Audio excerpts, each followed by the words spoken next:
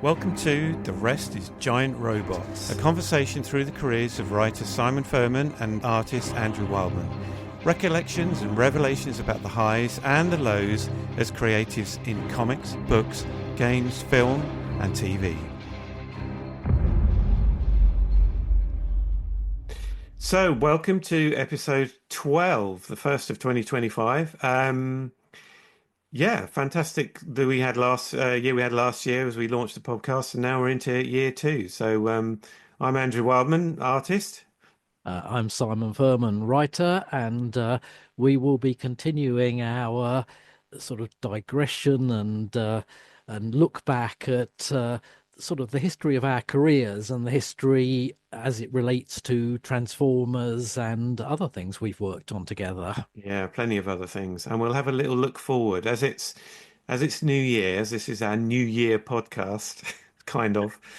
Yeah, we'll have a little bit of a look forward and see what might be coming up or might not. Depends. Who knows what's going to happen in 2025? Yeah, Yep. good. So, anything on the horizon for you? Ha! Do you Hey, look what see what I did there? you did that. Actually, talking of Horizon, I don't know whether I mentioned this in previous podcasts, but I'm sure I did. I went to the Lakes Comic Art Festival Mm, in October, whenever it was, and met some publishers and agents from European publishing companies, etc., which was a thing. The rights market, they call not the Reich market, the rights market. Um, to look and see if I could get any foreign publication on that. And I mean, I had some great conversations with people, and a lot of people not for them, with the same comment that I've had before with Horizon, which is that it's kind of it is very European in its content, but very mainstream in the way it looks. So it was kind of, yes, that's great, but not for us. But I mm, have had a couple more replies, so that search goes on because it'd be great to get something published mm. in Europe or get a foreign translation of it. Um, my professionally going ahead, I've got suddenly after having a fallow period in the TV and film industry. I mean, I have had bits and pieces come in. Mm. It's just piling in now. I've got two movies coming up, um, and three TV series. Mm. Only a couple of tiny little bits on a couple of them, but it's nice to be getting busy again. But in my own kind of personal creative world, um, I began to put together some ideas for my next graphic novel last year, so I'm gonna carry on with that. It's going to be a real slow burn because I don't get much time to do it. Um, and there was something else that's fallen out of my head. Um, uh, Oh no, dead air. What are we yeah, going to do? don't know. It will come back. So, Yeah. Simon, what have you got coming up for the new year? Well, I mean, yeah, some continuing things. I continue to work, do the dialogues for Earth Wars. That just seems to go on and on. That really Yeah. does seem to be at the moment. It never ends. Probably cursed it now, but so yeah, Earth Wars, Astrobots is my other sort of ongoing project at the moment, comics wise. Yeah. And I've got a new series coming up from Titan based around the animated Netflix Skull Island series Oh, that yeah. happened a year or so back. Cool. So that's very exciting, enjoying working on that immensely. And on sort of, again, the personal creator own front, I'm working with artist Martin Stiff on a sequel to 5 Points called The Gyre, which is set still in period New York, but slightly moved on a few years from 5 Points. And yeah, it's mostly written. Martin is working away on it, and we hope to have it out sometime in 2025. So, what does the gyre mean? Well, the gyre, I mean, it means a sort of whirlpool or something rotating. I mean, it comes from gyrate and Okay. gyrational and things like that. But it's the specific quote is from a Yeats poem, which starts turning and turning in the widening gyre, and Mm. that's the kind of the why I've used that title, and it becomes clear, in the context of the graphic novel itself. Nice. It's so great to see you writing stuff other than sci-fi or robots or whatever. It's just, Mm. because there is so much more to who we are and what we do and what inspires us. So it's good to see that coming out. Yeah, and the great thing with your own projects is you can focus more on the things that you're particularly fond of yourself. I mean, Mm, giant robots is something I kind of inherited. Not mm, that not that I don't love a good robot movie, book, whatever, but it wasn't my sort of primary thing. I have always loved crime, noir, fiction, especially that sort of hard-boiled pulp private eye sort of fiction of the 40s and 50s. yeah. So, I loved all that. And so to be able to do something in period, which is lovely for a start, because you don't have to think mobile phones and modern Yes. technology, It's which is, surprising how many TV shows are set in the fairly recent past, just so they can avoid all the kind of the yeah, way that we're all immediately connected. It kind of increases yeah. the tension because people can't just make a call or Google it. Yeah. In 5 Points, the detective Mackie, when he finds a body, has to run down the street and find a payphone to call it in. And I just thought this is, you know, it kind of is so much more sort of tense because of that. Yeah. And yes, I understand completely why people are slightly jumping back to avoid, what do we do about the fact that everyone's carrying a mobile phone and is immediately connected to everyone else? Mm. I watched a couple of things recently on TV. There's an amazing um, drama on which platform is it on? Can't remember. Sky, I think it is, about Lockerbie. Mm, The plane yes. crash. Oh my God, I didn't realize there was so much intrigue in the background of that. I remember all the No. news reports Mm, and all the things about it being well, who was which terrorist group had done it and all that kind of thing. So I remember quite a lot of it. But there was so much more to the story. mm. And to me, because I'm old, because I'm 90, it doesn't seem very long ago. And yet, when you see it dramatized, yes, they've got phones, but there's no smartphones. There's not, it's fairly recent history, Mm. and yet a very different time as well. Yeah. Yeah, yeah, very strange. I I mean, remember, I've just remembered the other thing that oh, good. it just popped back in again. It bounced around the room and it popped back into my head. Something that I started, I think it was last year. I don't think it was the year before. I think it was last year. Not all that long before I gave up the studio or before we moved house, was to put together an online tutorial package about storyboarding.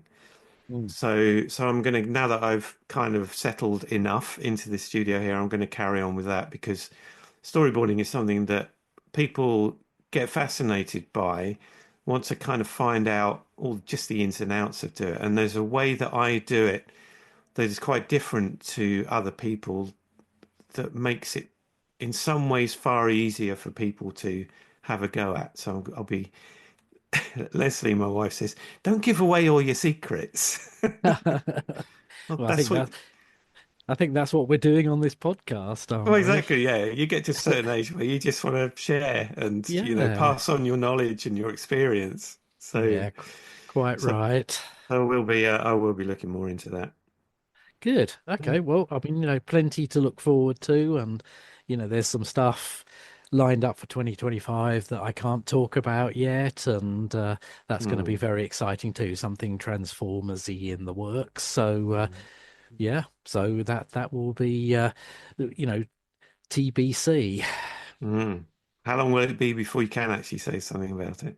Don't know. Depends on, various other factors. Yeah.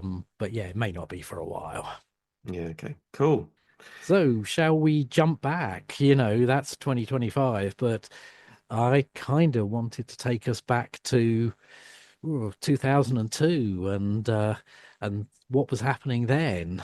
Yeah. 2002. Let me just check in with where I was living because I've moved so many times that once I check in with where I was living, it You all kind you of comes into focus then. you must have been in Chipping Norton by then because Yeah. we moved to Chipping Norton in 2003. So Yeah. We I'm were. assuming, We moved here in 2000, so yeah, we're a couple of years in. So yeah. So, back in 2002, and the reason why, although the audio listeners can't see it, I've got a big bit of Dreamwave art as my backdrop, my virtual backdrop. mm, This is roughly what we're going to talk about today, a bit of that Dreamwave era of Transformers. yeah, very important to talk about that because for all sorts of reasons, which Yeah, people will find out. and it was an interesting time 2002 for me because I was, as I think we've discussed on previous podcast, I was at Titan full time. I was working on staff there as their graphic novels editor, Mm, and as we mentioned before, I'd already got the license, helped get the license for Titan to do reprints of the old Marvel Transformers material. yeah, You know, we'd managed to snag world rights for those just before this sort of new bubble of Transformers interest surfaced, and we might not have got it at that point. So we just about in 2001 got in under the wire on that. mm, But in the background, and for people who don't know who Dreamwave are, Dreamwave was a small, and I say was, a small Canadian publishing company. It was an offshoot of Image Comics. So the thing set okay, up by Jim Lee, Liefeld, and Silvestri, and many others had these sort of subsidiary satellite studios, of which Dreamwave was one. It was a Canadian company, and Pat Lee was the sort of artist and driving force behind Dreamwave. mm, And they were, I think they were originally focused a lot on kind of adaptations of manga and kind of game characters and things. mm, I think the licenses they were picking up were for sort of, to me, somewhat obscure games that I'd never heard of and characters. right, But a lot of them came from I think it was a studio called Udon or something like that. Anyway, they were part of a satellite to Image, but round about 2001, 2002, there was a sort of, and again, I think we've touched on this renewed sort of interest in 80s animated toy properties. yeah, E- Everyone was getting retroactively nostalgic about them again. And Wizard magazine, this sort of comics industry news feature magazine, started doing a lot of almost 80s style pin-ups by artists. And I think they maybe even devoted a whole issue to kind of 80s properties. And Pat Lee drew a Transformers one for that, just a sort of art spread of Transformers. yeah, And it got such kind of strong positive feedback that Dreamwave clearly thought, well, this is a license that's just sort of hanging in the ether. Wonder if we can get hold of it and do new Generation 1 comics, yeah, which is what happened. And in 2002, they announced they had got the license. They were going to be doing a Generation 1 comic, and they were going to be doing Transformers Armada comic, which was the current animated TV show. mm, mm. So yeah, suddenly, just after, like I say, Titan had picked up the license for the reprint material, now we had Dreamwave doing new Transformers comics, and Mm. of course that sort of piqued my interest, Mm. and I sort of wondered whether, well, can I find out who these people are? Can I get contact details? And probably I reached out to trusty Richard Starkings, who was my sort Mm. of industry go-to guy for contact details. And the next thing I knew, I was speaking to a guy called Adam, whose surname escapes me, who was sort of the creative director at Dreamwave at the time. Okay. And, I said, look, I just wanted to reach out, say hi. I see you're doing Transformers. If you need something from me, here I am. Here's my details. And as it turned out, they were very keen. They sort of got straight back, and I had a chat with Adam, and it was a strange thing where they just said, well, what would you like to do? I thought, okay, wow. And it was one of those blank canvases where I thought, well, I don't know what I want to do. They're already doing a Generation One comic. They're doing something, sort of themed to the current TV show. So what else is there? And in the end, I pitched them this idea for a series set in the prehistory of Transformers on Cybertron, Civil War stories, more or less, Mm. and called it The War Within, sent them the little outline for that. And, before I knew it, really, I was, you know, breaking down a six-issue series. It was all very fast, as I remember it. Yeah. And still, like I say, doing my day job, which was kind of like, it felt like all the way back to the old Marvel days of pulling a 9 to 5 and commuting home and then starting work again. Yeah. I mean, were they, if they're doing licensed books, and so Transformers Gene 1 was an obvious one to do because it had, had a lot of history to it, and Armada was the current thing. Were they doing any other books that were going completely off piste? Because obviously the War Within, it was all made up. It wasn't based on anything that had occurred previously, had it? Yeah, and even the Generation One stuff they were doing was a sort of their version of it. It wasn't really slavishly connected to either the original Marvel comic or the the original animated TV show. It Okay. was it was definitely more, this is our take on G1. And I think that was the right way to go. It was very much a sort of fresh start. And, that first series had a very entry level feel to it, which you want. Mm. So, I felt all I was doing with War Within was providing the context to that series. Right. They were telling that story. I was telling the events that led up to them coming to Earth. Yeah. So, So it felt, so, so, in that sense, is if they were doing their own version of G1, and then the War Within was the precursor to their version of G1. It's a big question around a lot of this stuff. What is canon? What? well, I think canon is whatever the publisher is at the time. But since then, since Hasbro has become more than just someone kind of, I suppose, handing out a license, Hasbro has started to develop a canon, a sort of certain pillars that Okay. almost every iteration has to include or sort of reference. So I think it Mm. was fairly disjointed, as these things are back then. It was just there was the animated series, the original animated series.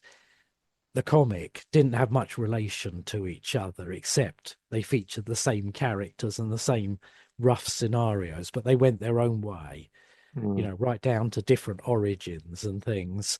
And I guess Dreamwave just thought, well, there is no onus on us to, Mm. you know, just continue something or whatever. So I think they took the elements they wanted from the TV show, from the comic, and just did their own thing, Yeah. Yeah, and it's I did very much good. the same. Yeah.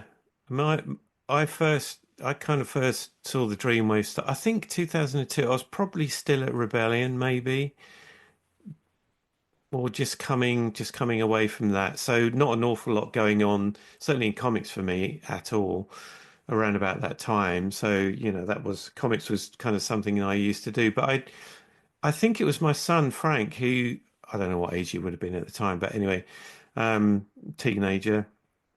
I think he bought a copy of it, of the first Dreamwave book, and was like, "Hey, Dad, look at this. This Transformers is still around. Look at this."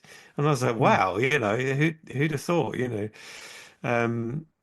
Yeah, and I remember looking at it, and I thought it was great. I thought what Pat was doing visually was just so right for the time. It had that very Japanese style. It had the mm, new kind of coloring techniques.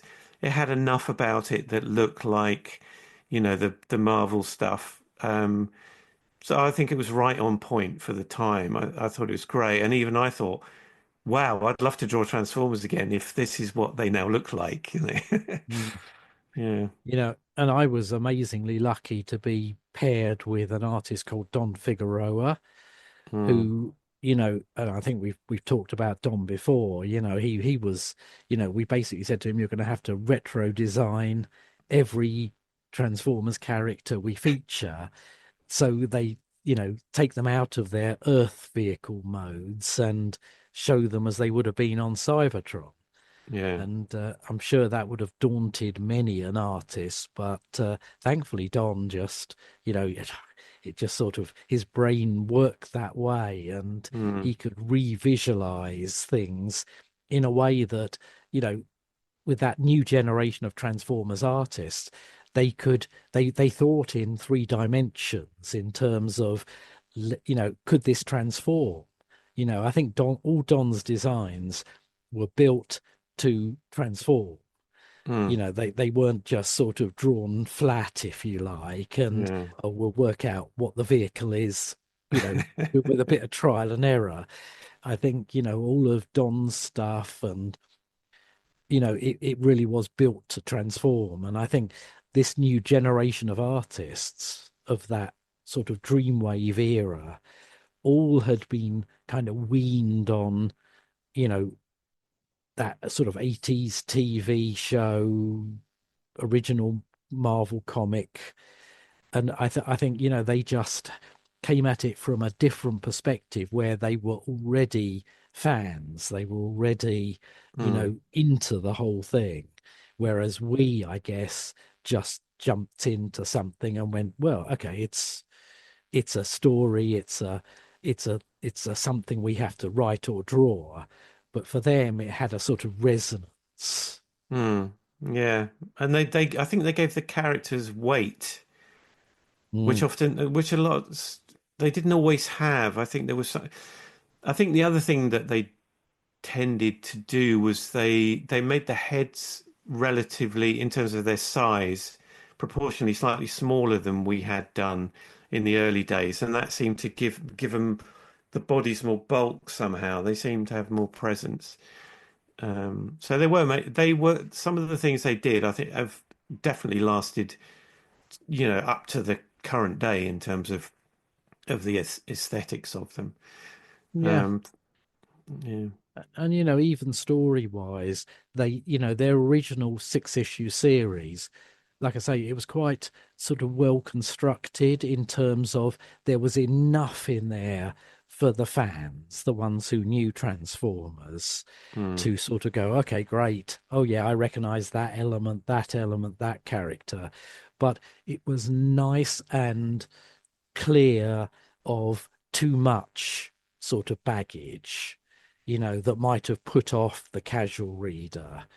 And you can kind of see when they go into their next six-issue series that they're starting to go, oh, and now let's pull all that stuff into it from, other bits of the Transformers universe. But at least the first six-issue one, which sold really well, I think, I mean, I think the first issue was kind of number one best-selling comic of that month or something. So they got it right, and they rode that wave of 80s nostalgia that was sort of brewing, if you like. Yeah, yeah, yeah. And and what we've talked about before, that there was a fan community now to talk to, that there were, by this point, we'd been to a few botcons, and I was working on some botcon comics with 3H. Hmm. So there was other stuff around. There was a sort of community that was communicating with each other about that, and we had, internet of to a degree. Hmm.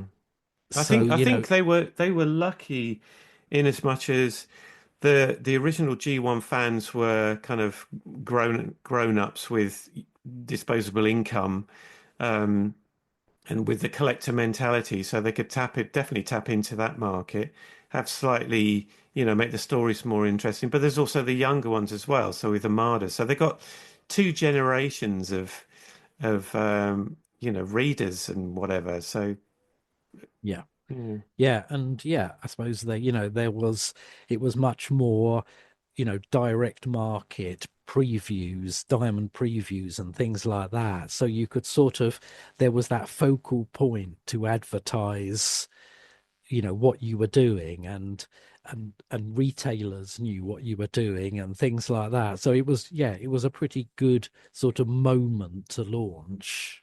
yeah, yeah, nice. And yeah, and that was wow, suddenly again I was, like I say, I had been doing those comics for 3H. I'd done a few, after the one we worked on together for that 1997 convention. Glenn Hallett had me come on and do some other sort of, they'd taken this, their sort of a storyline, if you like, in a various directions, and I was helping steer that as well at the time. So suddenly, yeah, like I say, by 2002, I was, not only was I supervising Titan's reprint line, I was working for Dreamwave and 3H. So it had gone from 0 to 60 in Yeah. nothing.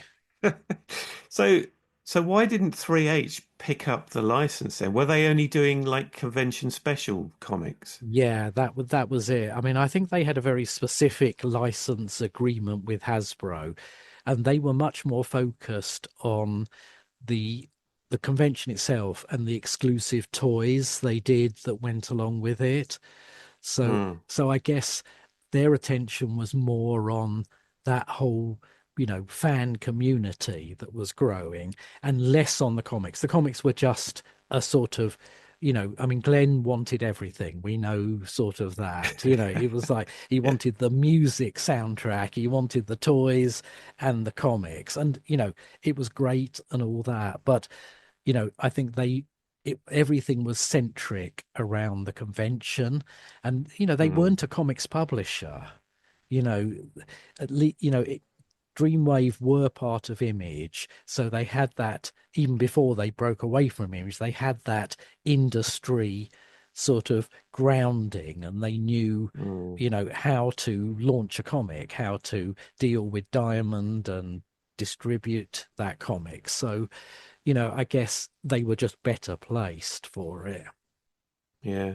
Yeah. I mean, I don't know. Actually, something we're going to talk about either next podcast or the one after that is, when, jumping ahead, we get to the end of Dreamwave and before the IDW era, you know, the sort of license at that point went out for tenure. It was people were, various publishers were interested, and I never knew really whether Dreamwave were just the sole interest back then, or whether other publishers had expressed interest.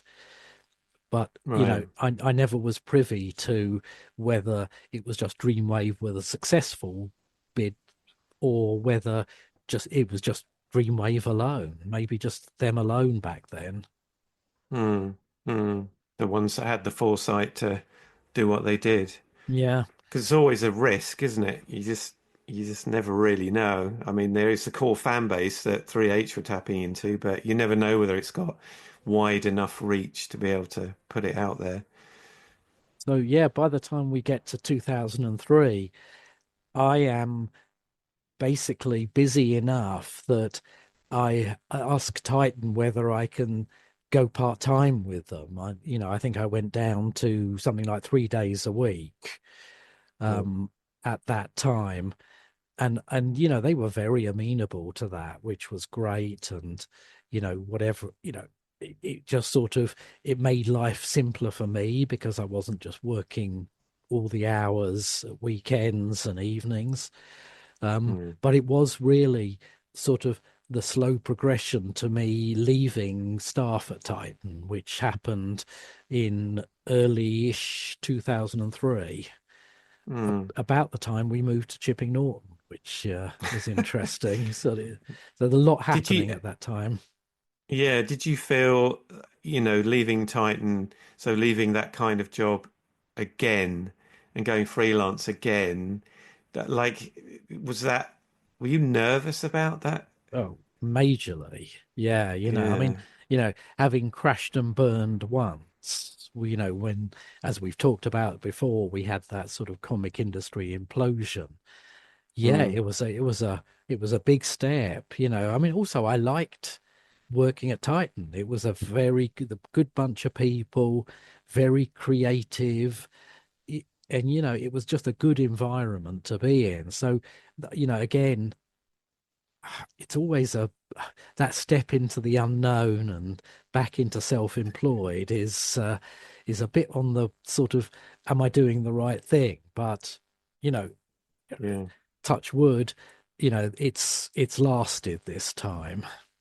Yeah, because I mean, not only were you giving a full-time job going back into being freelance comics artist, but because it was a few years on from the first time round, obviously got mortgage and all that Mm, kind of thing, and then you were moving so far out of London, moving to yes. Chipping Norton, though. Well, I mean, we had been in Milton Keynes before that, so I'd been Of commuting course, in yeah. and staying in London. So yeah, I mean, it wasn't too big a step, that one. It was just that, you know, we needed to move from Milton Keynes, and I think actually you and Leslie had sent us estate agent stuff. Oh, You really? know, yes, that's the recollection I have, and one of those was the house we came to see and ended up buying. Oh, okay. Yeah. Well, it's nice places in Chipping Norton, but Hmm. very different to where you'd been before. Yeah, definitely. So yeah, all that was going on, and I guess it must have been around, I'm guessing 2003, that you come on board and start working for Dreamwave on the Dark Age, War Within the Dark Ages.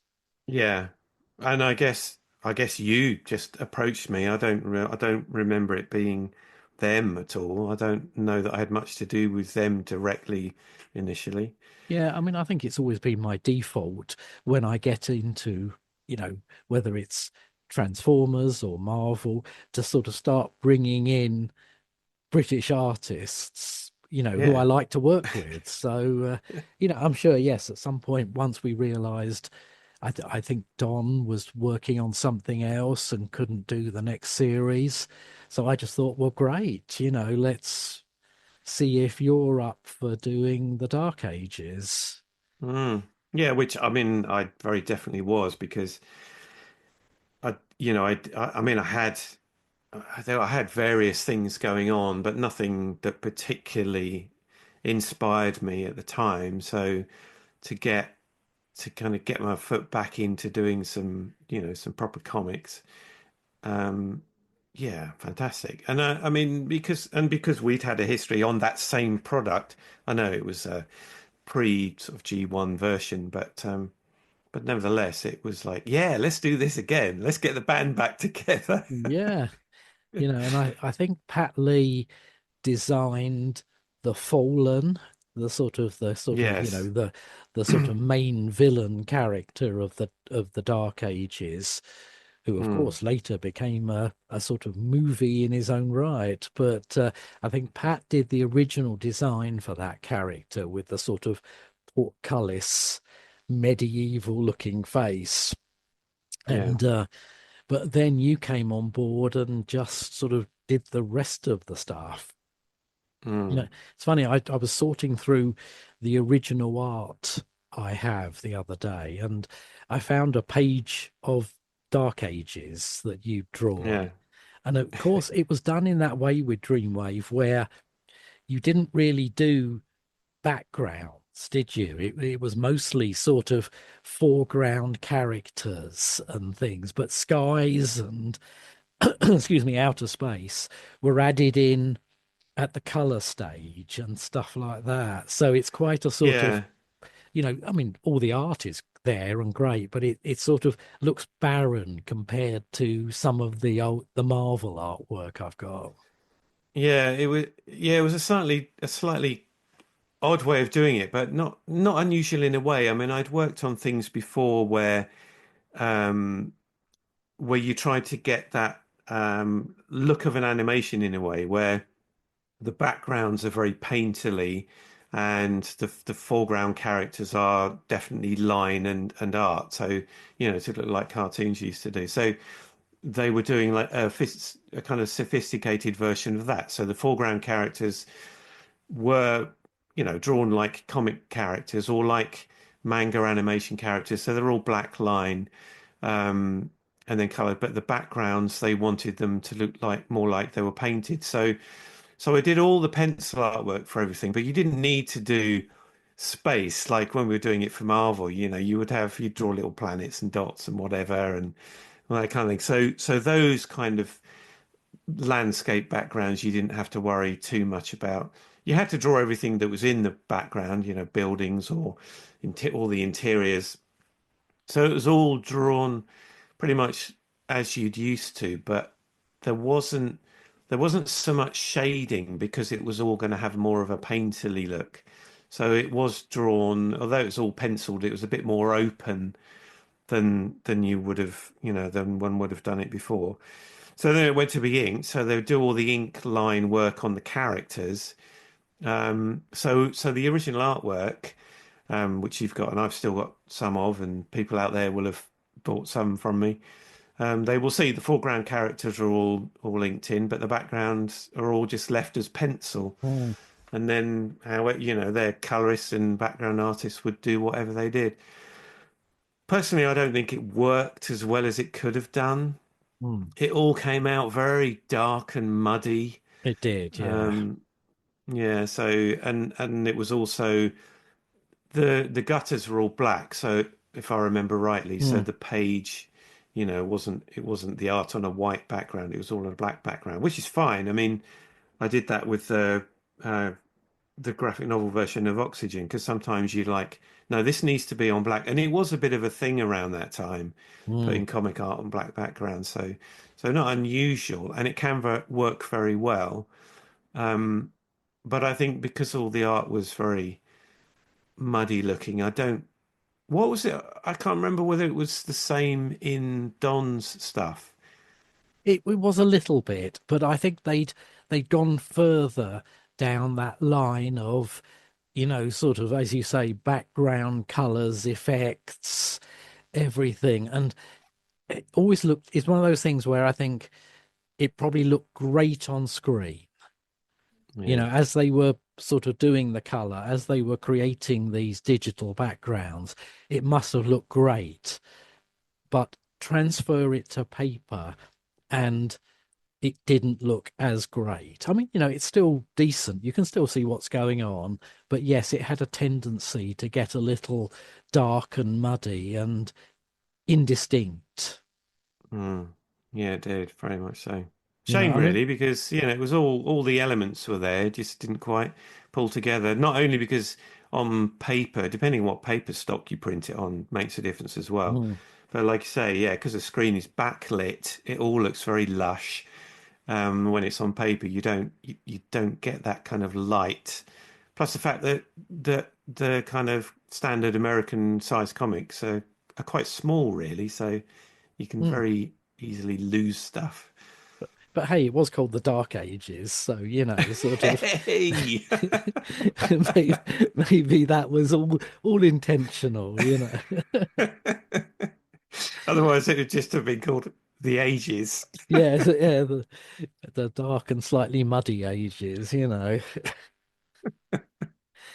But yeah, Yeah. but I was very happy with the end product. I thought it was, a nice little series, and at that point, I think we were pretty certain because we just didn't know what was really going on that Dreamwave were going to run and run, and I, you know, I Mm, I fully expected to be working on, well, as I did, the next War Within at some point, um and various other things for them. By then, I was writing. I'd taken over on the Armada comic, which had become the Energon comic, tracking the animated TV shows mm. there was a sort of trilogy. It was Armada, Energon, and Cybertron of animated TV shows, and we were doing the sort of our version of that in the comics. So Armada morphed into Energon, and presumably, if we'd ever got that far, Energon would have morphed into Cybertron. So we were just sort of tracking that, and yeah, generally, I just thought, well, this is great. Once again, I thought stupidly confidently that the sort of the comic stuff would just keep rolling. Yeah, yeah. Were you doing anything else at that time, or were you just doing Dreamwave stuff? It's funny. I struggle to remember what I must have been doing other stuff. And at that time, I'm not quite sure what it was. It might have been I was doing some. I remember, and I don't quite remember what year this was. I did some stuff for Redan Publishing, who here in the UK, and they were the former editor-in-chief of Marvel UK, Robert Sutherland, had Hmm. got, created his own sort of very junior sort of publishing comics company. It wasn't the boys action adventure line. It was more the sort of preschool and slightly thereabouts publishing. And he'd formed his own company with some other ex Marvel UK people. And I remember doing some stuff for them. They had a junior Superman and Batman comic. It was called I Love to Read Superman and Batman. And I ended up doing some stuff for them, some little sort of, Hmm. you know, for younger readers, Superman and Batman stories. And it's the only time I've ever worked on those characters. So it was Okay. as much as it was all aimed at a junior audience, it was great fun to be writing Superman and Batman stories. It was like, Yeah, yeah. wow, I'd been such a Marvel kind of guy, both as a reader and then as a creator. It was Hmm. lovely to be working on that, and that must have been around that time, I would guess, but I'm not totally sure. And there were other things, but mostly I would say it was probably that I was just working on the Dreamwave stuff at that time. But I guess Hmm. as I went freelance again, I was looking for other opportunities all the time. Hmm. Again, while I was at Titan, it was probably just Dreamwave. And then I think Yeah. once I went freelance again, it was put out those feelers. I think I did some stuff for Panini UK, who, had been Marvel. I think I Hmm. worked on Atom, the comic, Okay. Alpha Teens on Machines. It was a sort of Oh, yes. Action Man Yeah. spin-off TV show. And I think I did some stuff for the comic version Panini put out that. Well, I did, but I'm trying to think what else there was. It would have been bits and pieces like that because the UK comics industry wasn't really booming at the time. There were only a No. few publishers, mostly doing those kind of connected to a toy line or connected to a TV show things. Yeah, very much about that. I mean, Panini did Armada and Energon, didn't they? Yes. Yeah, they did. They did their own versions of those. Um, but yeah, there wasn't much, kind of really original UK comic stuff at the time. And Panini were doing Armada and Energon comics at that time because I remember drawing. I still got some of the artwork for that, so I remember drawing that. Yeah, yeah. I mean, obviously, I was writing some stuff for them, probably maybe all of the stuff for them, and yeah, yeah. I mean, I don't know where they got to Energon. They may have done Armada. Can't remember if they did an Energon comic as Okay. well, but yeah, certainly. And it was about that time, wasn't it? We did that little project as Wildfur for Activision. Yeah, what was that? Well, the Activision had launched the Armada computer game, or were Right. going to, Yeah. and they'd contacted us, or I can't remember quite how they got to us, but they contacted us and asked if we would like to do a mini comic to go Yeah. in pack with the game. Yeah. Yeah. Yeah. I remember that. Yeah. And then so you were writing that obviously. Lee didn't Lee Sullivan draw it? Lee Sullivan drew it. Yes, I'd Yes. forgotten that. Yes, Lee drew it. For And I some reason, coloured it and did all the yeah. lettering. Yeah. Yeah, you must have just been busy on other stuff, and we did it as a Wildfur project. It was our first sort of, I suppose, real paying gig for Yeah. Wildfur. After all those years, we Yes, we became legitimate. Yeah. yeah, yeah. But that was fun as well. I mean, it was only something like 7 or 8 pages, I think, in a Yeah. reduced format, so you could only have 2 or 3 panels a page. Hmm. But yeah, that's right. We got Lee Sullivan to draw it, you to color it, and yeah, that was a fun little project to do as well. I've still got a copy floating around somewhere. Yeah. I mean, I I was because I originally trained as a graphic designer, and in the intervening years, I'd still done bits of design work and all sorts of stuff like that. So and some magazine work. So I quite liked the idea that someone else was doing the heavy lifting with drawing the thing, which was great. But then to do all the other stuff, so I was coloring it, doing all the lettering, doing all the layout of the pages for the comic, all the graphics and all that kind of Mm. thing. So it was quite nice to feel like I was, yeah, just being that end of it. Yeah, Felt, and because it was Wildfire, it felt like we were being our little publisher of a yeah, of a Transformers comic. it did. It felt, sort of quite authentic and just something we could do. I mean, and that, again, we'll talk about it in another podcast, but that sort of seeded other ideas and thoughts later down the line. So, Yeah, yeah, it was an interesting time, and yeah, very Transformers centric again, which is kind of strange. But I guess we're probably coming up to roughly the end of this podcast. So really, this is the sort of, if you like, the rise of Dreamwave. And next time we can talk some about the fall of Dreamwave, which oh, was somewhat sort of, you know, just here today, gone tomorrow kind of stuff. yeah, yeah. We'll do that. Yeah. Cool. Is that a good place to leave it then? Do you reckon, Simon? I think it is, yeah. I might change my background, so we've got a different Dreamwave vibe to it. That this is for the Patreon people watching us on screen, but Yeah, yes, this is a good a place as any to wrap it up. yeah. My background won't change. I've actually got that piece of artwork that I mentioned Yes, previously. I've actually got it up on the wall now, so yeah, that's all looking right. nice. Good. Okay. Well, Good. look, that's great. Thank you for tuning in as always, and join us back here in 2 weeks for, as I say, the second half of our Dreamwave era retelling. Yeah, we'll do. See you in a couple of weeks, Simon. Wink, wink. Yeah, yeah.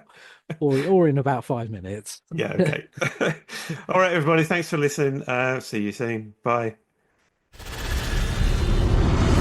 Thank you for listening to The Rest is Giant Robots. If you enjoyed what you heard, please consider subscribing for more and maybe share with like-minded friends.